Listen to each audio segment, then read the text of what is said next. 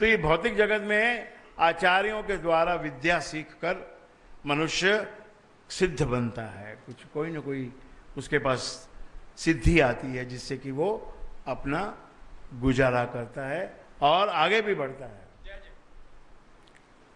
परंतु इसमें एक ही तरह की विद्या सबको मिले ऐसा नहीं होता है। कोई इंजीनियरिंग की विद्या लेता है, तो कोई आर्ट्स की विद्या लेता है, तो कोई कॉमर्स की लेता है, तो कोई चार्टर्ड अकाउंटेंट बनता है, तो कोई कुछ बनता है। और जितने ये बनते हैं उतने ही कुछ नहीं बनते। एक क्लास में 40 बच्चे होते हैं, उसमें से 20-25 आगे बढ़ जाते हैं, 15-20 तो वहीं पर रह जाते हैं, पीछे ही रह जाते हैं। और जो 20-25 आगे जाते हैं उनमें से 5-10 चार्टर्ड अकाउंटेंट बन जाते हैं, कुछ इंजीनियर बन जाते हैं, कुछ बन जाते हैं। तो जो पीछे रह गए, जीवन तो उनके पास भी है भाई, उनको भी जीवन जीना है। तो वो फिर जो है, जैसे ये गुरु हैं और जैसे हम गुरु हैं, ऐसे गुरुओं के पास आते हैं और वहां से कुछ अलग विद्या लेते हैं, वो अलग विद्या प्राप्त करते हैं। ऐसे लोगों को ये राम नाम बड़ा सहायक होता है। जो लोग पहले वाले लोग, जो सेक्शन बताया, जो पढ़े लिखे, जो पढ़ाई में आगे बढ़ रहे हैं, उनको भी ये राम नाम ताकत देता है अगर वो लें तो। पर वो नहीं लेंगे, हो सकता नहीं लें, क्योंकि उनको लगता है कि हम तो बन गए, कुछ बन गए, पढ़ाई हो गई, ये हो गई, वो हो गई, हम तो अपना काम कर रहे हैं, अपनी विद्या को यूज कर रहे हैं। तो उनको फिर आगे जाके ब्लॉकेज मिलता है बहुत, उनको फिर ऐसा ब्लॉकेज मिलता है कि उनकी पढ़ाई धरी रह जाती है। और जो नीचे डाउन ग्रेडेड है, जिनके पास कोई डिग्री नहीं, जिनके पास कोई कॉलेज का कोई कुछ एक्सपीरियंस नहीं, जो 5-7 साल तो ऐसे ही थपेड़े खाते हैं, कभी लहर ने यहां से यहां ठोक दिया, कभी वहां से वहां ठोक दिया, वहां जाके टकरा गए, कभी यहां जाके टकरा गए, कभी वहां जाके टकरा गए। ये टक्कर उसकी होती रहती है और वहीं उसकी किस्मत लिखी जाती है। उन टक्करों के बीच में से ही उसकी किस्मत का कोई ना कोई सितारा, जो कि ईश्वर की कृपा से सबको जीवन में दिया है उसने,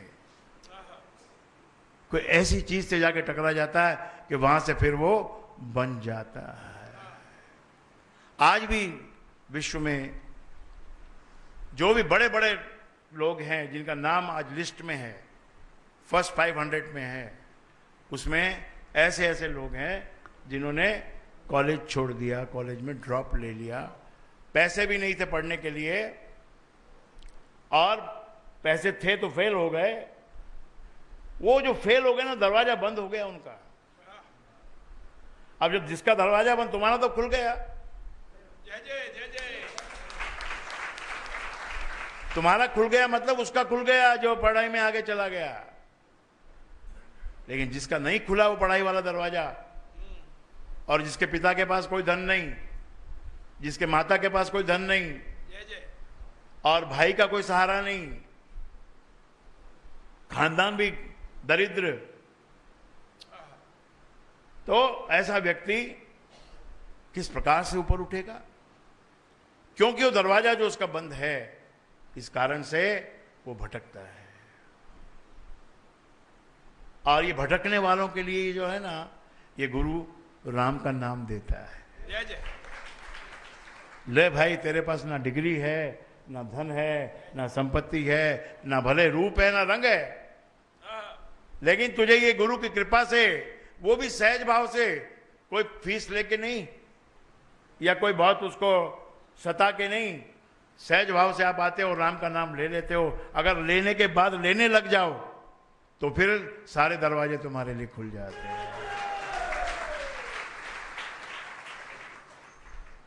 लेकिन एक सिंगल माइंडेड, वन साइडेड, अगर जो मैं बोल रहा हूं वो फल आपको प्राप्त करना तो सिंगल माइंडेड होना पड़ेगा। एक गुरु, एक नाम, एक काम। बोलिए, एक गुरु, एक नाम और एक काम। बस एक वर्ड को याद रखिए, गुरु की सहायता से राम का नाम लो और राम नाम की सहायता से अपना काम बनाओ। काम छोटा हो कोई बात नहीं, करते रहो करते रहो करते रहो करते रहो करते रहो करते रहो करते रहो। ठीक है, थोड़ा दिन तुमको लग्जरी नहीं मिलेगी, तुमको गाड़ी नहीं मिलेगी, तुमको ट्रेन में ही जाना पड़ेगा और वहां भी तुमको पैसा बचाना पड़ेगा, फर्स्ट क्लास में नहीं जाए के सेकंड क्लास में जाना पड़ेगा। ऐसा कुछ दिन आपको होगा, लेकिन वो जो घसाई होती है ना, वो जो एक माइंड को लेके चलता है, एक गुरु को लेके चलता है, एक बात को लेके चलता है, एक राम का नाम जपता रहता है, उस सेकंड क्लास के डब्बे में बैठ के जो राम का नाम जपता है उसको ही हवाई जहाज मिलता है। जय जय जय जय। ये राम के नाम में वो शक्ति है, वो ताकत है। ये तुम्हारा इंटेलिजेंस जो है, जो बुद्धि तुम्हारी है, वो जो मंद बुद्धि, जो सुप्त बुद्धि, सोई हुई बुद्धि, उस बुद्धि में ये राम नाम का जो प्रकाश, छोटा सा जो कण है, वो जब बुद्धि में घुस जाता है, गुरु लेके घुस जाता है जब बुद्धि के अंदर, बुद्धि का मतलब गुरु ही होता है, बुद्धि का मतलब ही गुरु होता है, गुरु ही बुद्धि का देने वाला है, गुरु ही बुद्धि को ज्ञान देता है। तो जब वो राम नाम का वो जो एटम है, एटॉमिक पावर, कितना छोटा सा एटम कितनी बड़ी शक्ति रखता है, कितनी बड़ी शक्ति रखता है कि लाखों बल्ब जलते हैं, लाखों कारखाने चलते हैं, लाखों हवाई जहाज और ये सब जो ट्रेन से जो बिजली के ऊपर चलती हैं, वो सब किसके बल पे चलती हैं? किसके बल पे चलती हैं बताइए? बिजली के बल पे चलती है। और बिजली कहां से बनती है? बिजली या तो कोयले से बनती है, कोयले को जलाया जाता है, पानी की स्टीम बनाई जाती है, स्टीम से टरबाइन चलाई जाती है और टरबाइन से बिजली बनती है। और वो बिजली, ये सब सारी वस्तुओं के पीछे कौन है? बिजली। इसी प्रकार सारी सफलताओं के पीछे, सारी शक्तियों के पीछे कौन है? राम है। जय जय जय जय।